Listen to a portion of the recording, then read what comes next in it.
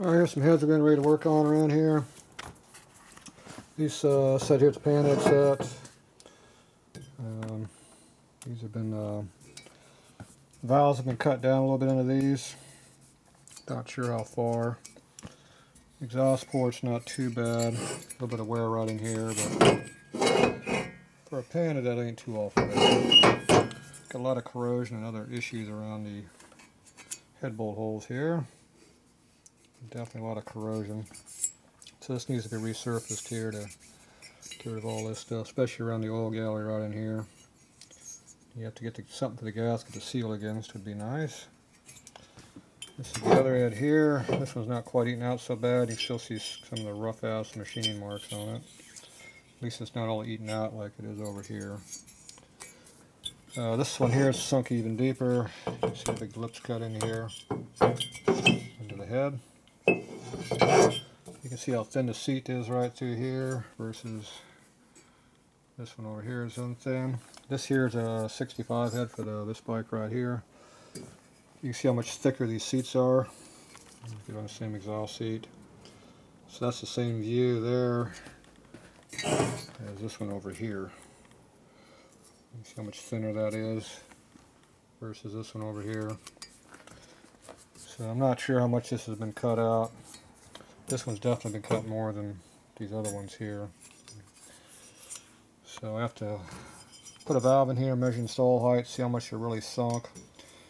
And if they're sunk too deep, I'll have to put seats in it. But first I have to weld the chamber up around here, so the seat will have something to hold into when you get up to a stock height. Otherwise you can have a big sharp lip sticking up, because the seat will be out in thin air, and that's not how you want to have it. So you want to have it nice and high like this set here is right now. This set here looks like I've cut the head before, but I haven't done a valve job yet. So this job in progress over here. You see how the D-ring holes have been fixed on it. So this is how they come to you. This one, the exhaust port's a lot more tapered and rounded off. So not sure if we're going to be fixing this or not. Customer's supposed to come over in a couple days. Talk to him about it, see what he wants to do. It's got a couple broken fins. He's got a fin broken right here. There's also another one broken right here. This one you don't see too much. Carburetor air cleaner's right here. This one here's right out front, right above the distributor. You can see that one pretty easy. So you might want to get that fixed. We'll have to see. So that's how panheads pretty well come in here to be checked out. A little rough right there, but still good on the spigot. So you don't see it, you just put your fingers in it, you feel stuff is all. Yeah, that's cracked, that's why you can see it. So that thing's all broken. So that's getting ready to fall off. Kill the light, might be able to see it a little better. So, yeah, that's got some issues there.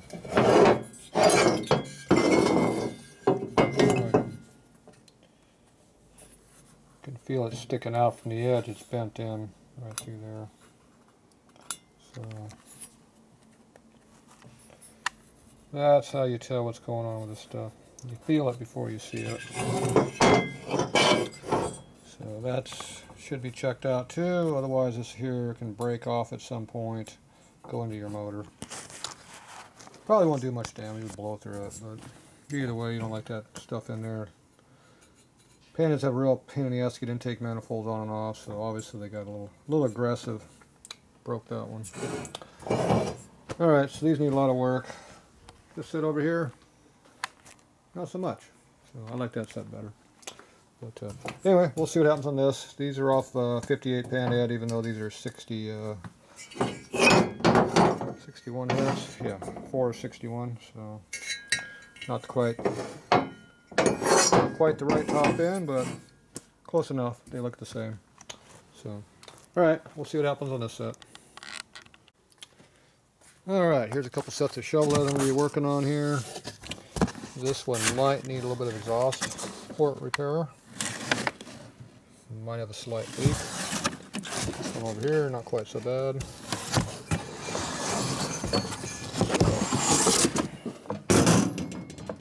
So how we get the stuff when it comes in. So we have to put all the new valves and stuff in here, get these all rebuilt. The intake port, or the intake port, the exhaust port on the front head doesn't seem to be too bad. Just had a helicoil put in it, but that's alright. Feels okay. Don't see any broken fins anywhere. Intake nipple's good. Had something grinding on that right there. I'm not sure what that would have been. There's not much up in this area. Something important, I guess. So this one looks pretty good. Head gasket surface looks halfway decent. Don't feel any low spots or waviness in there. So this is ready to be cleaned up. It'll be all bead blasted, make it look pretty. This one here, I got to bead blasted too, but I got to also do a lot of welding. Now this one here, the spigot's broken off, the outside of port. Looks like they had some JB weld in here at one time, or some other epoxy. You can see the wear inside the spigot here. The pipe was rattling around quite a bit on this one. So they might have fell down and the exhaust pipe might have knocked it off, who knows. It had an insert put in here. So when you put these in, there's not a lot of material left to do much holding. This is even worse than normal. This is, I got a helicoil with an insert in it. Oh yeah, that's real custom there. That's like a triple repair. Yeah, that's quality workmanship there. Pay extra for that around here. Let's see, I got a special removing tool for that.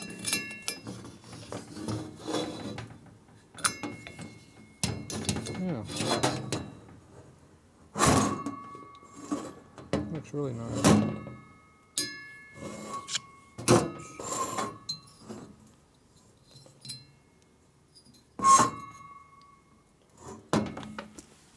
I didn't want to pry out, so we have to unscrew it out. So again, turn in those pliers and just rotate them out.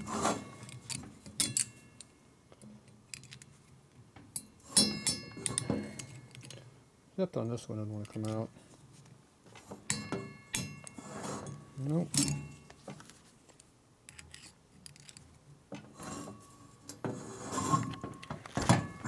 Yeah, this one's not going to come out. So that means we're going to just rip it out. So we're going to do a little rip and tear in here. Camera down for a second. I'm just going to rip it. There it goes. There, that came out. Don't know if you saw that or not, but anyway, it came out. Can't get to unscrew, just rip it. One thing about a helicoil, you can get them out if you have a problem with them. Yeah, that was nice. I better keep that for them. Or not. So yeah, there's a pretty good mess there. So, that's what happens when you get them too thin. There's not much material to hold everything together, so things all get cracked and broken. Alright, well this one's gonna have to get this on a weld. I'm going to have to get it all blasted and clean, get all the carbon out of here. We'll weld up the whole exhaust port, including the hole, and then we'll remachine it. So we get to show another exhaust port repair. Oh boy. Intake feels good. Fins are all in there. Seems to have all the fins, so it's pretty good. Spark plug's good. This is a 2 of 78. Yeah, that's rare. This has to be a replacement head because 2 of 78 would be a 70. Would be an 80-inch casting. 80-inch castings do not have the fins in here, and they have bigger valve guide holes. So this had to be a replacement head from Harley. Here. 2 of 78 again. Yeah, same thing. Yeah, that's weird. Yeah, these are all your 78 stuff is 80-inch castings. This might be a very, very late 74 casting. Yeah. Oh well, doesn't matter. Still needs the same amount of work to fix it. And what's that right there? Kind of rub mark in there. Oh, that's been repaired. That's some kind of a bubblegum weld job there. I'm not sure what that is. Yeah, it's a repair. Maybe that must be some of that fancy torch welding they do at the trade shows. Show you how great aluminum welding is. Yeah, it's not regular aluminum rod. So, oh well. It looks like it's working, so I'm going to leave it. Definitely not the quality stuff I like doing. So, alright, that's that set. So we'll have to work on this and get this set up. Get this set fixed. We've got another set over here we're going to play with. Get this set fixed. So, another job. Yeah, that's it for this one. Alright, here's another set of shovel heads. So this set here is supposed to be a hot rod set. So this is a replacement set for a previous set I did. Not sure exactly out in the other set, but he liked how it ran, but something happened. I'm not sure what. Anyway, this set looks like it's had an external drain put in it for some reason. So they come in through here. An external hole out through here and run it down into your lower end of your motor, however they're going to do it. Not sure why they did all that, but oh well. You can do that on big bore motors, real big bores. This ain't real big bore. Looks like a normal big bore, 3 5/8 probably. Doesn't look like it's a big one. So they should have room for oil gallery return. Not sure what's going on with that. Looks like these are 82 castings.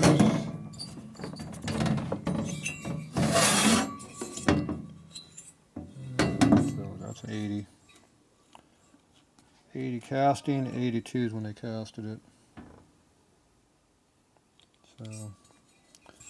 So the mold was an 80, but the casting 4 of 82.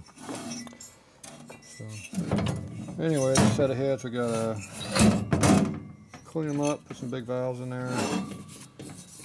Looks like it's already been ported by somebody else. They're in a fancy polishing. Definitely not my style. Spider webs are extra. Corn cob finish, I guess, is the newest thing. Yeah, it's real smooth. There's a difference between turbulating the air and restricting the air. Cord cob finish is not the finish you ought to run inside your motor. Now this head here, they ran a big roughing thing through here, but they failed to do any porting. You can see how uneven it is even in the when it's masked by the crappy ass finish they put in here. You can still see how uneven this all is through here. I think I'm going to go ahead and touch this up a little bit and clean it up. Yeah, they kind of cut more out of the back side than I'd like to have cut, but oh well. Too late to put metal back, right? So this one here is really rough. Rough and finish and wavy as hell. The camera can see all the waviness in there, but it's in there. See a big hump right in there in low spots. That is not how you do a port job. All this fancy polishing is great for alcohol motors. People think they're going to go fast, but in the real world, it's better to have some carbon on there. It actually insulates the head a little bit. Oh well. Another racing trick. Pretty thin on his oil hole too, so. Oh well. We'll clean that up a little bit. We'll get ourselves some kind of a valve job going here. like it's got some valve guides in it. I'm not sure if we're supposed to reuse those or not. Guess we'll have to see how they fit with my valves. I like using kibble white black diamonds, so they tend to run small stems compared to everybody else, so these might be too big already.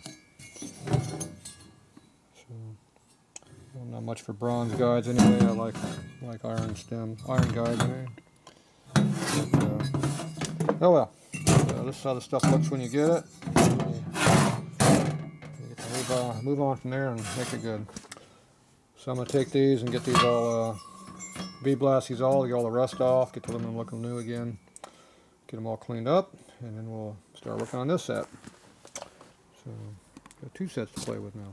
That set and this one. 3 if you count those panheads over there. So, well, we're not going to do them all at once. So, alright, that's it for this set. Alright, here's another custom twin cam job. So this side here was running pretty good. This side head, not so good. So evidently silicone sealer is not good for head gasket sealing. So if you have a blown head gasket, you probably should fix the gasket and not put silicone on it. So he had a little valve issue right there. See how it's missing a little bit? It's supposed to be round like this one. Not quite. So, pull it back a little bit. So that's called a burn valve. So customer thinks that because the head gasket blew, it melted the valve, but I don't think so. It's burned right there. Usually they burn a valve because the valve's not sealing. Probably because there's a bunch of carbon and crap under it. There's also using a lot of oil. So anyway, I think it has some issues other than that. Anyway, this is a Manley valve. Whoop. Helps to film what I'm doing there. There's the Manley stem identification on there. So I was going to use a kibble white valve, black diamond, but once I saw these were Manley valves, I went over and grabbed the Manley valve. I got a few of these things left over from years ago. So here's a Manley valve. So we'll go ahead and put the Manley valve in here to match all the other Manley valves. See, it's Manley intake valve too. So at least it'll all match. We're not going to reuse this one though. Customer brought over a twin cam valve to use it. This is what should have been in the bike to begin with. It's 7mm. These are 5/16. Somebody changed these heads over there. These are 06 heads, so they should have these smaller valves in it, but they don't. They got earlier valves. So this valve here is about 30 thou longer than this one. So when I put the valve in there, I'm going to have to put a shim underneath the valve spring to keep the clearances all the same. No big deal. The kibble white valve is also about 30 thou longer than this one. So actually this one's about 25. It's just in between these two. So not sure why this is shorter than normal. That's not usually how things are. So the only reason you do that is because you sink the valves into the head deeper to get more valve clearance for big lift cams. But he's only running a 585 S&S in this, so doesn't need to be doing all that fancy crap like that. So we're not going to use that valve. We're not going to use my kibble valve. We're going to use a Manley valve. It's a little bit different, his Manley valve, because it's thicker. This one's a hollow cut. This one's got more metal in it, so it takes more to burn it. So that might help. It also sprays the compression up a little bit. So we'll see what happens. So I'm going to have to resurface this head, get this area all cleaned up, and then I'll go ahead and cut this one to match because the customer wants them to be equal. So it might have a little bit of a roughness underneath the gasket here, surface. The compression ring in the gaskets embeds into the heads a little bit sometimes, especially when you overheat them. So we'll go ahead and get this all cleaned up, get the blast all the carbon out of here so I can have clean metal to work with. And we'll come back and recut these, make them flat, and we'll go ahead and do a valve job on it, a quickie valve job. You don't want to pay for a full valve job. So a quickie valve job is I don't use my fancy seat cutters over here, like these, fancy angles. I use stones and use this old shit over here. Do it by the old grinder down here on the floor. Way down in there is a grinder. Use that grinder. And we have stones right there. So we'll do that. Skibby. So it'll be a one angle valve job. So we'll just clean up whatever we got, and whatever they have left in here will still stay there. And these lips and stuff that are in the chamber, we'll leave those too. Unless it gets in the way of doing my seat, then it'll come out. And I'll go ahead and regrind all these valves because you can see how they're worn on the face. So we'll regrind these so we have a good valve seal. We'll make sure this one's straight also. I'll also hone the stems to make sure they're not full of junk. And I'll have to touch up the valve guide holes too. This guide hole here is full of crap. So this is the other head. You can see how loose these are in the guide holes down there. See how it moves around quite a bit. You hear it, especially that way. Not too bad side to side, but up and down like normal way the rocker works, real loose. This head over here, the valve doesn't like to go in it. It's real loose that way, but it doesn't want to go through. It's a bunch of carbon in there or something. So I gotta go in here and hone out that hole a little bit, just to clean out the carbon. I'll go ahead and just touch these other guide holes up too, just to make sure they're straight and true. They're all pretty loose too.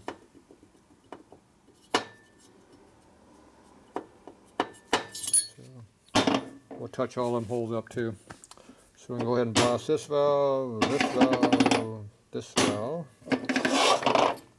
That one's already clean. We're not going to reuse those. We'll go ahead and blast these chambers out in the port. Get all the carbon out. Scrape all this crap off the outside edge. And then we'll start doing our work. So we'll get that done. We'll be back.